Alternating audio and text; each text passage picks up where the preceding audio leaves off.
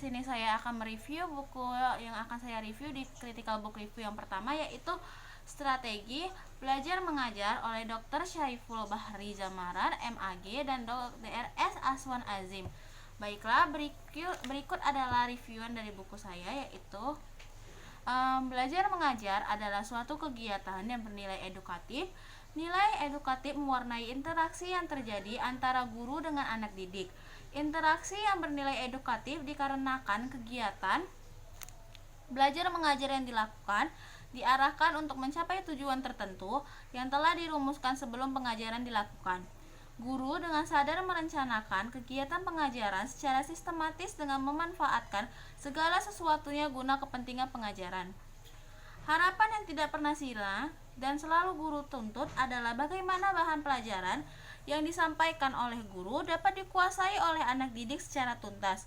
Ini merupakan masalah yang cukup sulit yang dirasakan oleh guru. Kesulitan itu dikarenakan anak didik bukan hanya sebagai individu dengan segala keunikannya, tetapi mereka juga sebagai makhluk sosial dengan latar belakang yang berlainan. Paling sedikit ada 3 aspek yang membedakan anak didik yang satu dengan yang lainnya, yaitu aspek intelektual, psikologis, dan biologis. Ketiga aspek tersebut diakui sebagai akar permasalahan yang melahirkan bervariasinya sikap dan tingkah laku anak didik di sekolah. Hal itu pula yang menjadikan tugas cukup berat bagi seorang guru dalam mengelola kelas dengan baik. Keluhan-keluhan guru sering terlontar hanya karena masalah sukarnya mengelola akses akibat kegagalan guru mengelola kelas. Tujuan pengajaran pun sukar untuk dicapai. Hal ini kiranya tidak perlu terjadi karena usaha yang dapat dilakukan masih terbuka lebar. Salah satu caranya adalah dengan meminimalkan jumlah anak didik di kelas. Mengaplikasikan beberapa prinsip pengolahan kelas adalah upaya lain yang tidak bisa diabaikan begitu saja.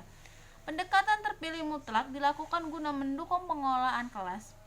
Pengelolaan kelas yang baik akan melahirkan interaksi belajar mengajar yang baik pula. Tujuan pembelajaran pun dapat dicapai tanpa menemukan kendala yang berarti. Hanya sayangnya, pengelolaan kelas yang baik tidak selamanya dapat dipertahankan. Disebabkan pada kondisi tertentu ada gangguan yang tidak dikehendaki datang dengan tiba-tiba. Suatu gangguan yang datang dengan tiba-tiba dan di luar kemampuan guru adalah kendala spontanitas dan juga dalam pengelolaan kelas. Kemudian dengan hadirnya kendala spontanitas ke suasana kelas biasanya terganggu yang ditandai dengan pecahnya konsentrasi anak didik. Setelah peristiwa itu, tugas guru adalah bagaimana supaya anak didik kembali belajar dengan mempertahankan tugas belajar yang diberikan oleh guru. Masalah pengelolaan kelas memang masalah yang tidak pernah absen dari agenda kegiatan guru. Semua itu tidak lain guna kepentingan belajar anak didik. Masalah lain yang juga selalu guru gunakan adalah masalah pendekatan. Hampir tidak pernah ditemukan dalam suatu pertemuan seorang guru tidak melakukan pendekatan tertentu terhadap semua anak didik. Karena disadari bahwa pendekatan dapat mempengaruhi hasil kegiatan belajar mengajar.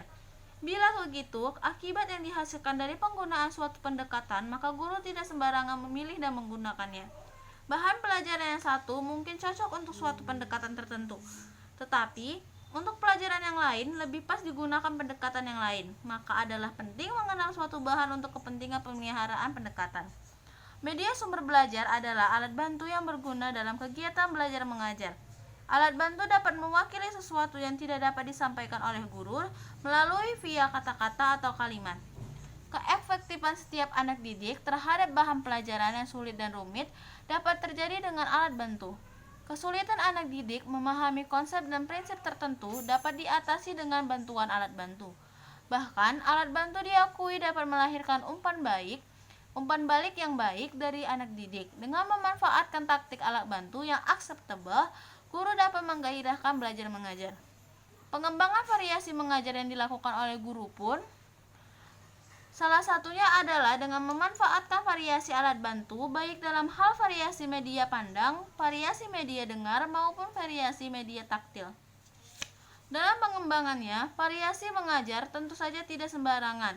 Tetapi ada juga yang hendak dicapai, yaitu meningkatkan dan memelihara perhatian anak didik terhadap relevansi proses belajar mengajar, memberikan kesempatan kemungkinan berfungsinya motivasi membentuk sikap positif terhadap guru dan sekolah, memberikan kemungkinan pilihan dan fasilitas belajar individual, dan mendorong anak didik untuk belajar. Metode mempunyai andil yang cukup besar dalam kegiatan belajar mengajar. Kemampuan yang diharapkan dapat dimiliki anak didik akan ditentukan oleh kerelevansian penggunaan suatu metode yang sesuai dengan tujuan. Itu berarti tujuan pembelajaran akan dapat dicapai dengan penggunaan metode yang tepat, sesuai dengan standar keberhasilan terpatri di dalam suatu tujuan. Metode yang dapat dipergunakan dalam kegiatan belajar mengajar bermacam-macam, penggunaannya tergantung dari rumusan tujuan. Dalam mengajar, jarang ditemukan guru menggunakan satu metode, tetapi kombinasi dari dua atau beberapa macam metode. Penggunaan metode gabungan dimaksudkan untuk menggairahkan belajar anak didik. Dengan bergairahnya belajar, anak didik tidak sukar untuk mencapai tujuan pengajaran, karena bukan guru yang memaksa anak didik untuk mencapai tujuan, tetapi anak didiklah yang dengan sadar untuk mencapai tujuannya. Dengan tercapainya tujuan pembelajaran, maka dapat dikatakan bahwa guru telah berhasil dalam mengajar. Keberhasilan kegiatan mengajar tentunya dapat diketahui setelah diadakannya evaluasi dengan seperangkat item soal yang sesuai dengan rumusan beberapa tujuan pembelajaran. Sejauh mana tingkat keberhasilan belajar mengajar dapat dilihat dari daya serap anak didik.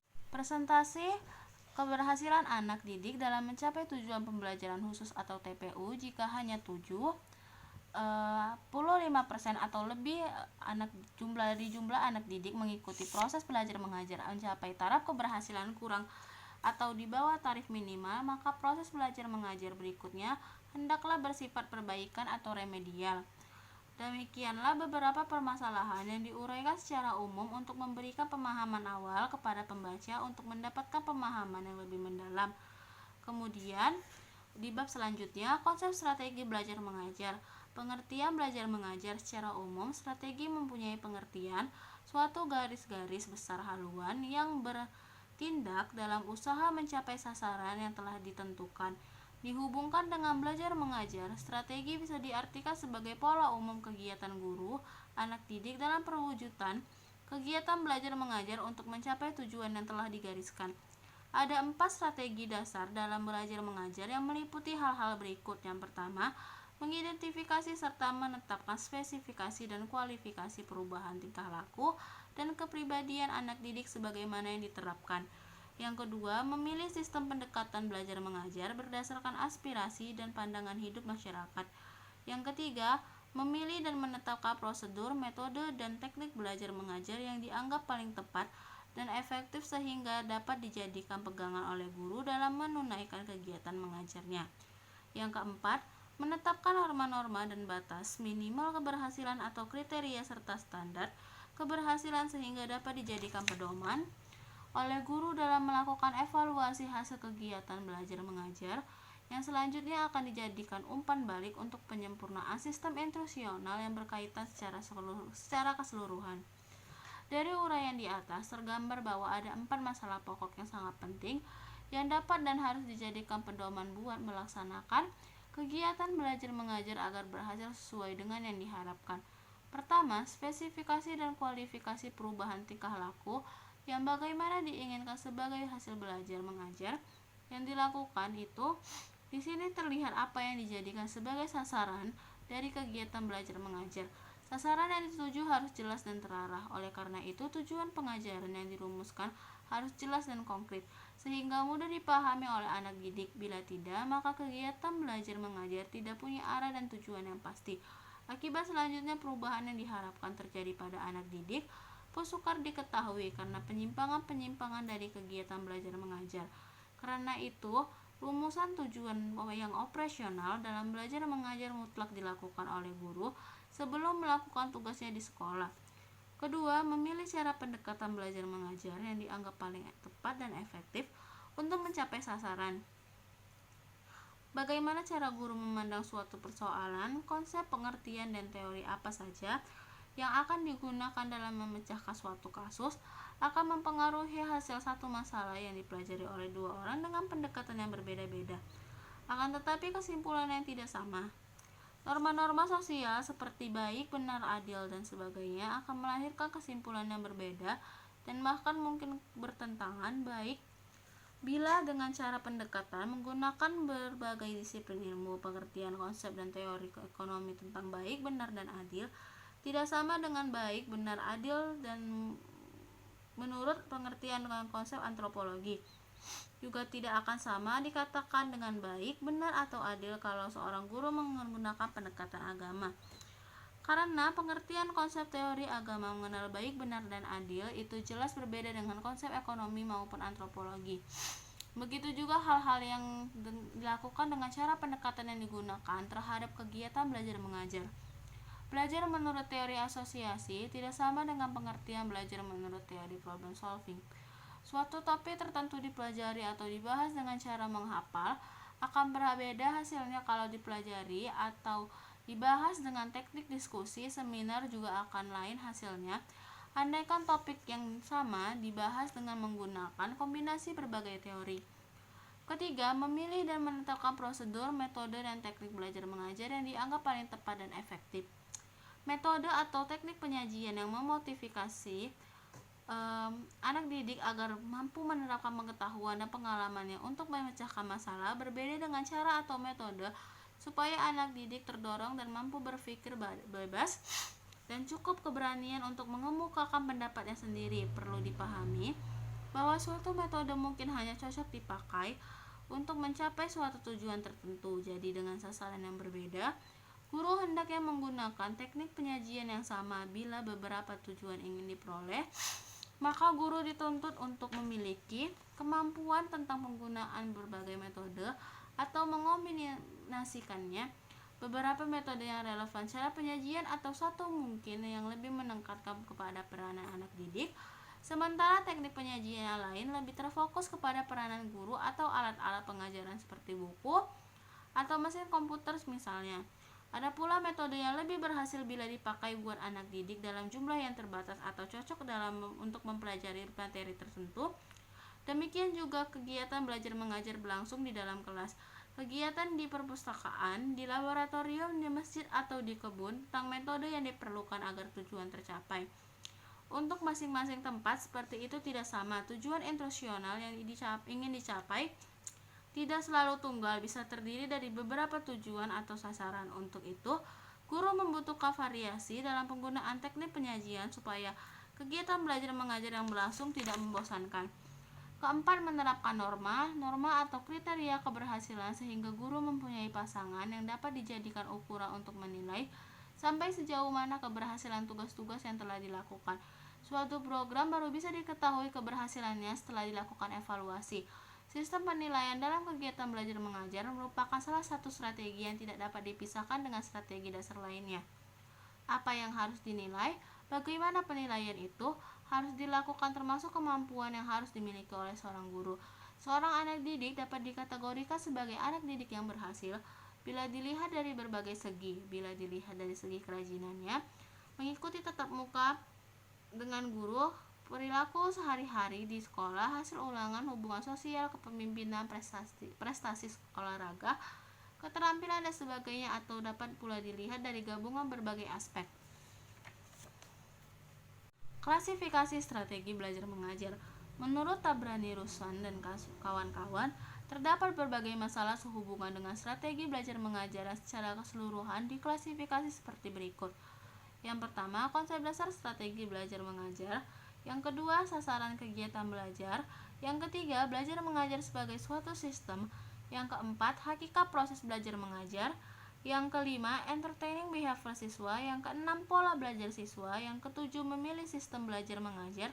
Dan yang kedelapan yaitu pengorganisasian kelompok belajar. Yang kesembilan, pengelolaan dan implementasi proses belajar mengajar. Dalam kegiatan belajar mengajar yang berlangsung telah terjadi interaksi yang bertujuan. Guru dan anak didiklah yang menggerakkan interaksi yang bertujuan disebabkan gurulah yang memaknai dengan menciptakan lingkungan yang bernilai edukatif demi kepentingan anak didik dalam belajarnya. Guru ini memberikan layanan yang terbaik bagi anak didik dengan menyediakan lingkungan yang menyenangkan dan menggairahkan. Guru berusaha menjadi pembimbing yang baik dengan peranan yang arif dan bijaksana sehingga tercipta hubungan dua arah yang harmonis antara dua guru dan anak didik. Ketika kegiatan belajar mengajar itu berproses, guru harus dengan ikhlas dalam bersikap lembut dan berbuat serta mau memahami anak didiknya dengan segala konsekuensinya. Semua kendala yang terjadi dapat menjadi penghambat jalannya proses belajar mengajar, baik yang berpangkal dari perilaku anak didik maupun yang bersumber dari diri sendiri atau anak didik. Harus guru hilangkan dan bukan dibiarkan, karena keberhasilan belajar mengajar lebih banyak ditentukan oleh guru dan mengelola kelas. Ada berbagai macam jenis pendekatan yang dilakukan atau diajukan dalam pembicaraan ini. Harapannya dapat membantu guru dalam memecahkan masalah di kegiatan belajar mengajar. Yang pertama, pendekatan individual. Yang kedua, pendekatan kelompok. Yang ketiga, pendekatan bervariasi. Dan yang terakhir, pendekatan edukatif. Kemudian ada juga dari cabang-cabang pendekatan edukatif, yaitu pendekatan pengalaman dan juga pendekatan pembiasan. Dan yang terakhir itu pendekatan emosional. Yang selanjutnya ada pendekatan rasional, pendekatan fungsional, pendekatan keagamaan, pendekatan kebermaknaan, dan going, 이불 속에서 going, going은 언제나